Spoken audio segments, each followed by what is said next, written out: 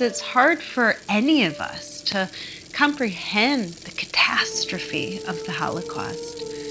And then I look at the next generation, Meyora's generation, and all they have are some blurry black and white photos and clips to try to make it real.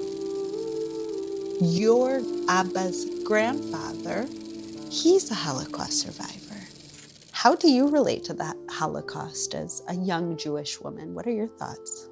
It's crazy to me when I hear all the stories and running away and having no food and no parents, no family or shelter. And if it wasn't for them, we wouldn't be here.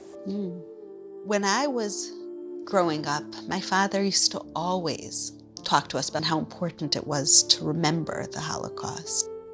My father would also say to Christians how important it was to pass on the stories of the Holocaust to their children, both the atrocities of what happened to the Jewish people, but also the Christian heroes like Corrie ten Boom. By passing on this not forgetting, you're passing on an act of love towards the Jewish people. But it was only later in life that Saba actually went to Auschwitz. Something inside of him changed. There's something about seeing that makes it feel so much more real. Meyora, I have something very special. This suitcase was buried by a mother because she wanted the world to know what happened. She had a son, 14 years old, your age, who knew exactly where his mother buried this suitcase.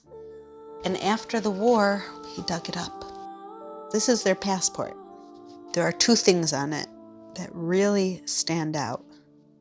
One is the swastika, and the second is the big J. Do you know what that means? Jewish. How they should be like embarrassed that they're Jewish. Right. As if it's a bad thing.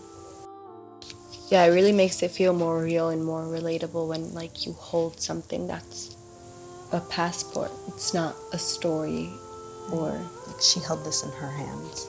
Yeah. For centuries, the Jewish people have heard the words of instruction from the Bible. Only be careful and watch yourselves closely so that you do not forget the things your eyes have seen or let them fade from your heart for as long as you live.